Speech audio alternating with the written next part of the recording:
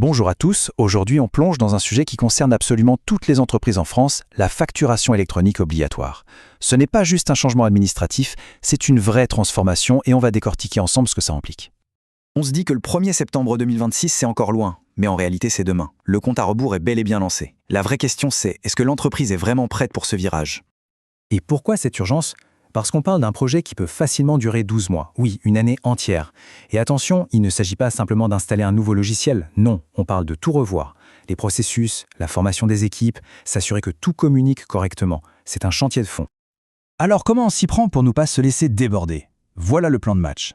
D'abord, on va voir pourquoi le temps presse. Ensuite, on parlera des risques et du coût de l'attente. Puis, on décortiquera le nouveau processus pour bien le comprendre. On vous donnera un plan d'action en 6 étapes et on finira par l'allié indispensable pour réussir. Allez, c'est parti. Première étape, l'urgence. Pourquoi faut-il vraiment s'y mettre dès maintenant ? Eh bien, la raison est très simple.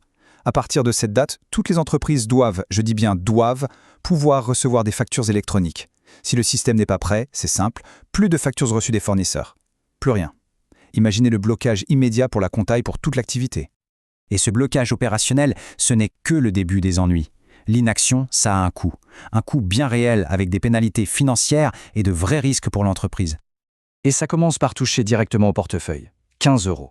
C'est l'amende pour chaque facture qui n'est pas dans les clous. Chaque facture. 15 €, on pourrait se dire, bon ça va. Sauf que, faites le calcul. Multiplié par des centaines, voire des milliers de factures sur une année, ça grimpe. Et ça grimpe très vite. On peut atteindre un plafond de 15 000 € par an. Et là, ça commence à faire mal. Mais en fait, le plus grand danger, il n'est même pas là. Le pire, ce ne sont pas les amendes. C'est l'impact direct sur la trésorerie. Une facture non conforme, elle est rejetée, automatiquement. Et qui dit facture rejetée, dit paiement bloqué, retardé, c'est un coup dur pour le cash flow. Et attention, une erreur, ça peut être un truc tout bête. Un numéro de tirette qui manque ? Rejet instantané. La facture est envoyée en simple PDF ? Bloqué, ce n'est pas conforme.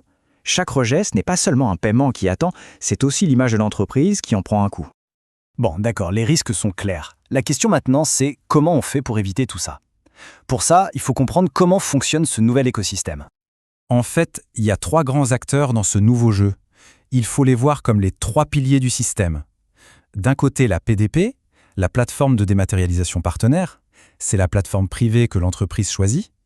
Au milieu, on a le PPF, le portail public de facturation, la grande tour de contrôle de l'État.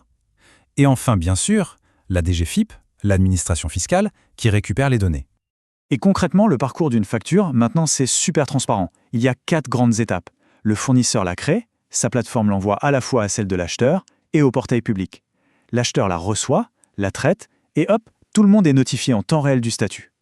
Et c'est ça la petite révolution, les statuts. Savoir en temps réel où en est la facture, si elle a été lue, acceptée, payée, ou s'il y a un litige, ça change tout. Ça fluidifie les échanges, ça permet à l'administration de pré-remplir la TVA. Bref, c'est plus de transparence et d'efficacité pour tout le monde. D'accord, tout ça c'est bien beau, mais par où commencer ? Comment est-ce qu'on se prépare ? La bonne nouvelle, c'est qu'on peut découper ce grand projet en un plan d'action simple et logique. Voilà les 6 étapes clés pour une transition réussie. 1. On s'informe et on nomme un chef de projet. 2. On fait le point sur ces outils. Sont-ils compatibles ? 3. On choisit une stratégie, on y va seul ou accompagné. 4. C'est la phase technique, on configure et on teste. 5. Une étape cruciale, on forme ses équipes, on prévient ses clients et fournisseurs. Et 6. Une fois lancé, on surveille et on corrige. Découpé comme ça, le projet fait tout de suite moins peur. Justement, sur cette fameuse étape 3, y aller seul ou accompagné, la question se pose vraiment. Car même avec le meilleur plan du monde, cette transition reste un défi technique et organisationnel. Et c'est là que l'expert comptable entre en scène. Mais son rôle évolue. Il n'est plus seulement là pour vérifier les comptes. Il devient un vrai partenaire stratégique. C'est lui qui va pouvoir faire le diagnostic, conseiller sur les bons logiciels, aider à éviter les pièges et les coûts cachés, et s'assurer que tout est parfaitement conforme. Parce qu'au fond, c'est ça la clé. L'expert comptable, il a cette vision à 360 degrés. Il connaît l'entreprise, ses défis, ses besoins.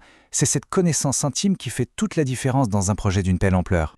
Ce qui nous amène à la toute dernière question, et peut-être la plus importante pour chaque dirigeant d'entreprise, qui est aux commandes pour guider cette transition ? La réponse à cette question pourrait bien déterminer le succès de ce virage majeur.